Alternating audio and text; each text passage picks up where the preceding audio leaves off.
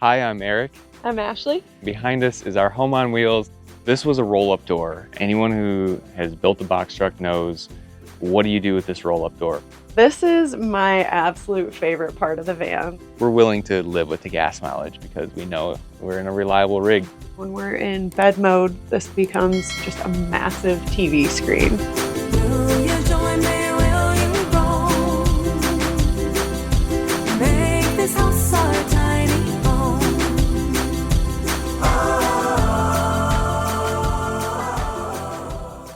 Hi, I'm Eric. I'm Ashley.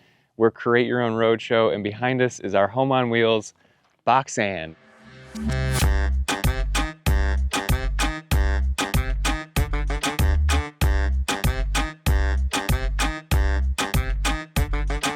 Boxan is a 2015 GMC Savannah 3500 Cutaway. And the box, which is FRP, it's a fiberglass laminate, is made by a company called J&B. Oh boy, yeah, poop bird.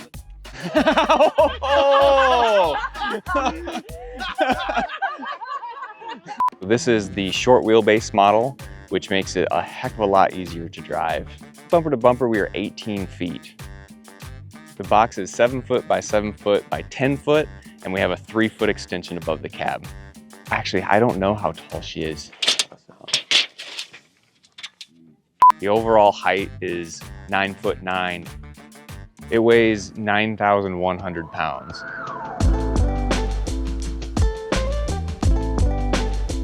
Our van life journey started in 2020.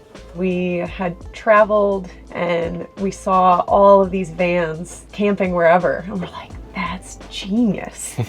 I think we chose to live the lifestyle for the freedom and adventure that it could offer us. We wanted to take advantage of being young and getting out there and seeing the world while we're able-bodied, because we don't know what the future holds. Both of our careers, lucky enough, were able to be mobile. So we saw an opportunity and we took it. We bought our first van in 2019, and that was a Chevy Express low roof. We traveled in that for 3 years, then decided to upgrade to the box truck. We chose a box truck platform primarily because we knew we wanted to stand up and was going to be a little easier to build in as well. Yeah, square walls are everything. This build took a little more than 6 months. Because I had some previous experience with the first build, we were really just able to hit the ground running. We already knew what we wanted. We were fortunate enough to have a space in Missouri that had all of the tools you could ask for. So we parked the van there and spent the summer building it out.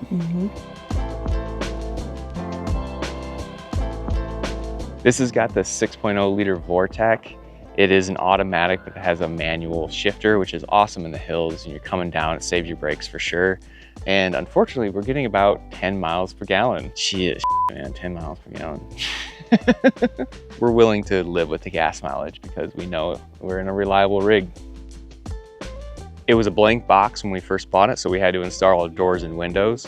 So the door that we chose to install is by a company called Arctic Turn. It's called a Wildlands door.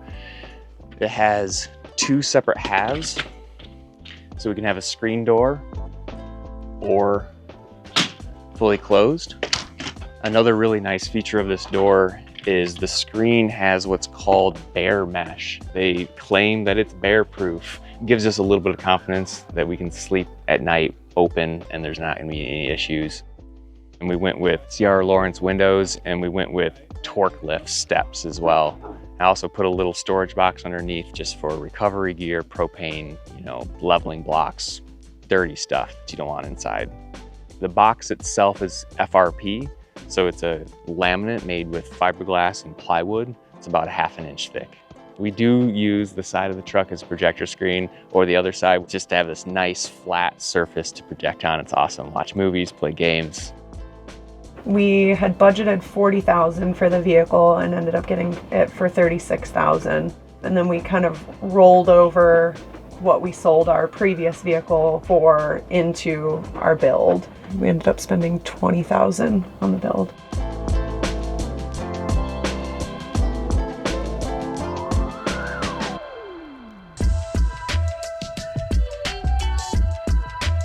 One important thing was to be able to get on the roof. and a ladder just really didn't work with this. So I found that these steps that kind of fold up out of the way, and this way we can get on our roof, service the solar panels, flip our WeBoost up, and that sort of thing. So this was a roll-up door, and anyone who has built a box truck knows what do you do with this roll-up door, because it takes up a lot of space in the ceiling. It has to come out, basically. There's no other choice. We created this flip-up hatch style, which we're so glad we did. It was an engineering challenge and definitely took a lot of time, but we're so happy with the way it turned out. Because there was no paneling here, this was a big open space, we had to fabricate our own FRP panels to go into these frames. So these are made from FRP that you get from the hardware store and plywood laminated together, and then just steel welded frames all the way around. It's so nice to be able to open this space up when you're eating, or even when you wake up in the morning and just get that fresh air in. It really helps to control the temperature of the van as well, because these windows don't open very far and our fan can only pull so much airflow through. But when we pop this open, it really dumps all the heat out and creates a really comfortable space. To lock the hatch, we use these draw latches, and even though these are a little chunky and industrial looking, they really do the job well. You can actually see our weather seal leaves a mark on the paint. When we unlatch this and push it forward, we can literally hear the seal give way. We absolutely had to have shade. It was non-negotiable for us. So we, of course, went with Moonshade because we love that company.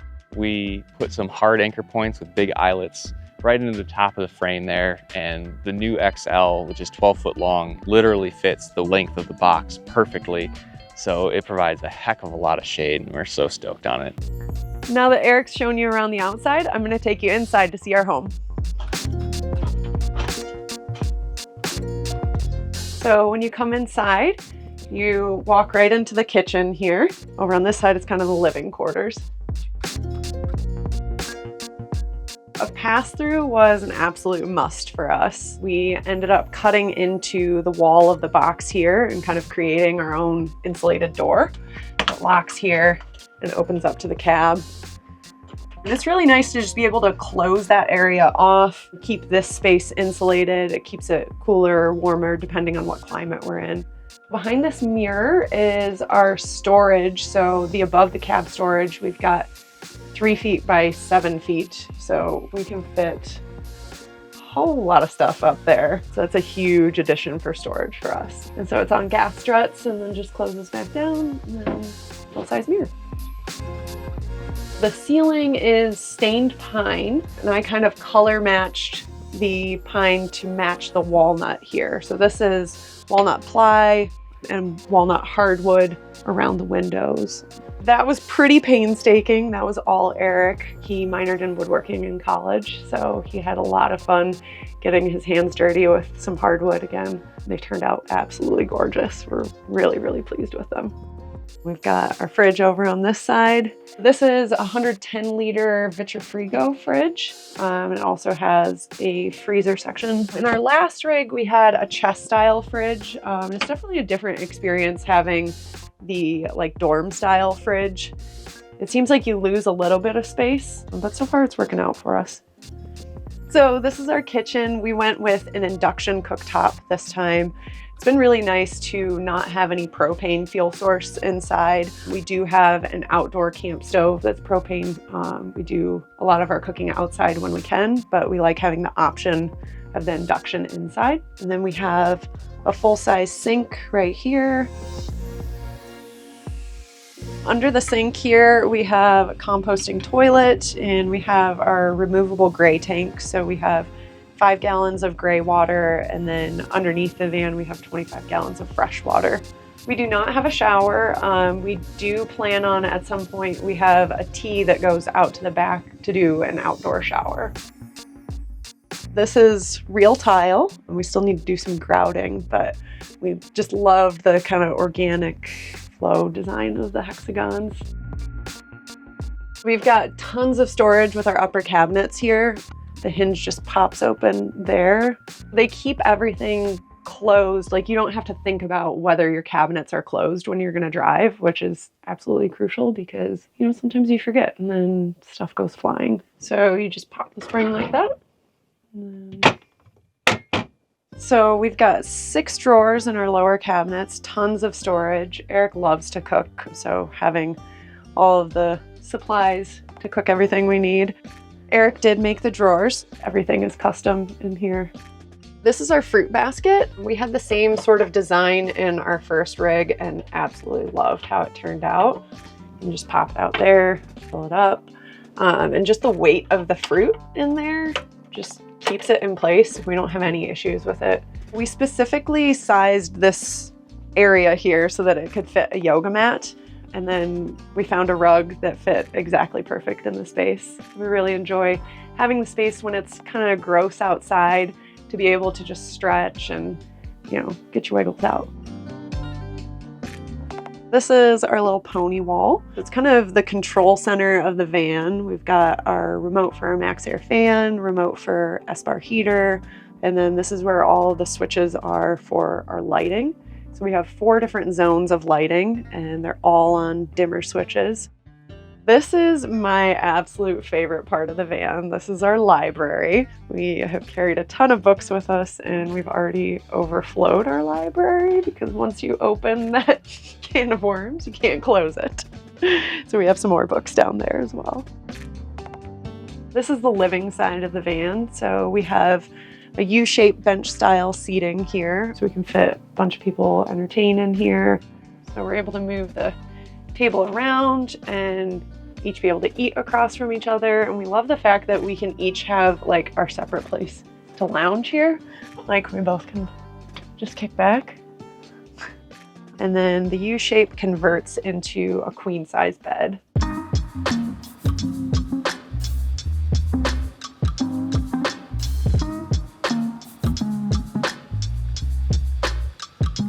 So we have a projector mount underneath here, and then when we're in bed mode, this just pops down and becomes just a massive TV screen.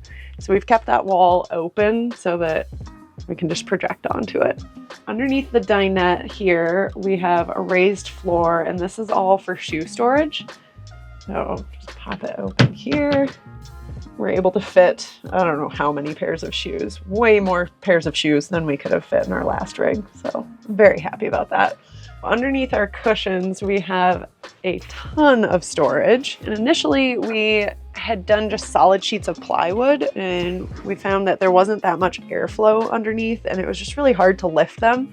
So we went to this style, which we kind of call like Jacob's ladder. And we can just roll it on back, or it can be pushed back like that just for really quick, easy access. So on the passenger side of the van, this is where our electrical compartment lives. I knew that I wanted all my electrical traces to run through what we're calling the pony wall. So this cabinet that has all our switches and dashboard, if you call it that, opens up and all of our solar comes in from the top, at the top of this cabinet, and anything that goes underneath the van, say our diesel heater, heated water lines, those sorts of electrical components, goes out at the bottom of the cabinet. So it just makes it really accessible. All the switches are easily labeled and I can upgrade them later. Just such a nice feature to have access to this space. It goes down and feeds into our electrical cabinet. Here we have 2 208 amp hour SOK batteries for a total of 416 amp hours, a 2000 watt inverter, and some various Victron components that manage DC to DC charging, solar controller, and distribution and that sort of thing. Another really nice feature of the box truck is just huge expansive roof and a roof rack that stretches all the way across. So we were able to cram 3 solar panels side by side up there for a total of 600 watts and 1 fan forward of that. And honestly, there's more room up there and we're thinking about adding some more because you can never have enough solar. Our water tank, 25 gallons, it's underslung. This is our second build and we decided that we'd try putting in a water tank on the outside this time, just in case. I did install heated lines to keep everything flowing when it does freeze. When we first hit the road, we didn't know how long we would be out here. So I think there was this idea of like, oh, we're gonna do this for a year and we need to cram in everything we can in a year. And the longer you're out here, the more you realize that like it can be a good way of life. It's just a lot calmer. You're not dealing with traffic and just that assault on your senses. You're in nature and just so close to nature. It's calming out here. I think it's gonna be harder to get out of van life than it was to get into it. To sell a house and quit a job and get rid of all your belongings and hit the road, that's a big undertaking, but I can get those things back. If I leave van life and go back to a traditional lifestyle, what I'm giving up is just so fulfilling, so great. The people I meet, the experiences I've have, I feel like I would be giving up a lot more than I was giving up to get into van life. We have learned more about ourselves having gone on this journey than we ever would have otherwise. Yeah. It allows your true authentic self to come through. And I hope that's inspiring to someone. Thanks for watching this week's video. I hope you guys enjoyed it. Please make sure to like, share, and subscribe, and I will see you soon with another unique home tour.